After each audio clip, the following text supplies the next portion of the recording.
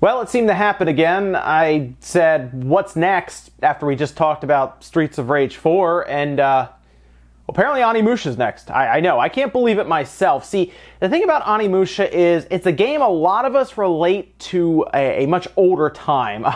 We're talking PS2 and Original Xbox. I think a time where some gamers now don't really remember because they weren't really playing games at the time, or they definitely weren't buying games retail. Generally, like parents and stuff, or uncles, whoever would buy them for you.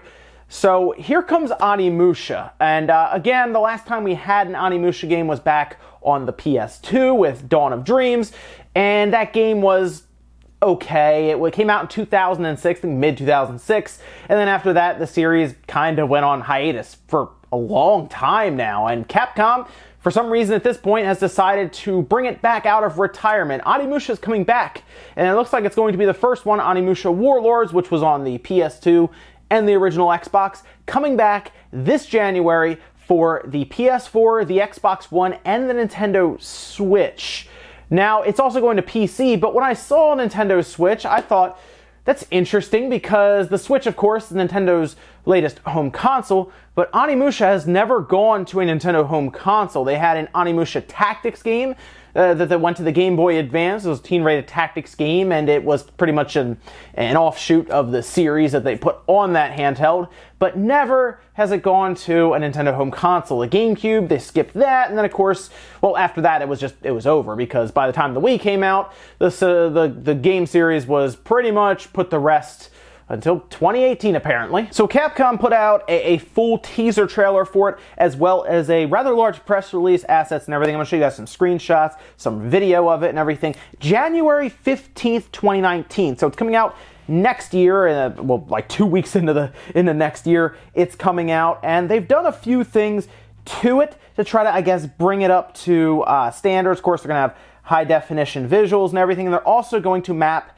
the controls to the analog stick, something they did with, not Capcom, but we had done with Shenmue from Sega in the most recent Shenmue game. Also going to have a widescreen display option and a readily available easy mode option, a new soundtrack. This is pretty cool to see. Now, the easy mode, I think, is going to be needed because this is going to be, I think, another situation kind of like Shenmue, where a lot of us remember it as great games, and I'm sure it's going to come out and a lot of us are going to have fun with it, but I don't think it's going to be a game that aged particularly well, okay? I think it's going to be fun, don't get me wrong, and I'm going to be picking it up and playing it, but I do think it's going to come out and there's going to be some, a little bit of confusion around people who are really excited about the game. I think it's going to be great, but it'll be kind of like that Shenmue situation, where a lot of us were excited to play it again, but we definitely saw some aging. Now, there are a lot of people interested in this because, of course, when we see something like this happen, we all immediately think maybe they're testing the waters to see what it would be like if they decided to create a new Onimusha game. Is this series still recognizable enough to be brought back in, say, 2020, or maybe getting ready for the launch of the next consoles? Is that something they could look at? Because if they haven't started development on it now, it wouldn't be ready for, 2-3 years, and at that point you might as well start thinking about the next generation. Or maybe they've already been working on an Onimusha game, and this is just them putting it out to get some money back while development has been going on for the past 2 years, and maybe they're going to show it off at E3 2019, you never know. I mean, we saw what happened with Devil May Cry. It kind of disappeared for a bit after that DMC game that was polarizing, to say the least. It was hit or miss with a lot of people. Here comes Devil May Cry 5, and it feels like the series is back and better than ever. So maybe it's time for Onimusha to come back. And I also said that it's important for the Nintendo system to get it because it's interesting to see Onimusha go to a Nintendo home console for the first time. I think it's pretty cool to see, and I do think people on the Switch, while if you've been a lifelong Nintendo fan, you've never looked at any other platform, it's worth picking up just to see, I guess, some of Capcom's older history with something like an Onimusha. I do think a lot of us probably played it on the PS2 if you've been playing games for a while. You probably remember this. Maybe you even played it on the original Xbox, or maybe you played Onimusha 2 or Onimusha 3, which I think Onimusha 3 was even on the PC, actually. I think I remember playing that on the PC. I don't think it was as good on the PC. I think there were issues and there were problems. Believe it or not, at that time, it was better to play it on the PS2 than it was on the PC. But this is really cool, and it's one of those things where you just see another series that maybe you're fond of from nostalgia. I actually remember watching the Onimusha cinematics on G4, like when it was first around with Cinematech.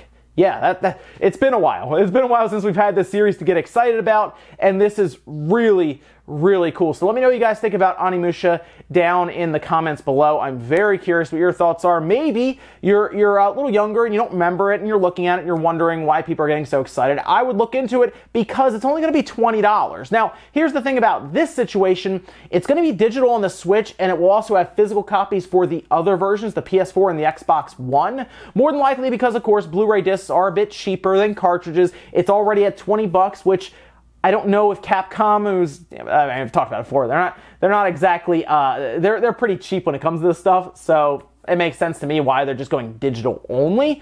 Maybe Japan gets like a physical special edition thing that I have to import again like I did with Okami, but at least they are bringing it to the Switch. It is going to be digital and physical on the PS4 and the Xbox One at $19.99, digital only on the Nintendo Switch, $19.99, and I assume digital only on the PC because I don't think anyone buys physical stuff really on the PC that much. Good price though at $20, and I hope a lot of people look into this. Let me know what you guys think down below. Make sure you like the video if you liked it, dislike it if not, and guys, I'll see you tomorrow morning for Newswave at 8 a.m.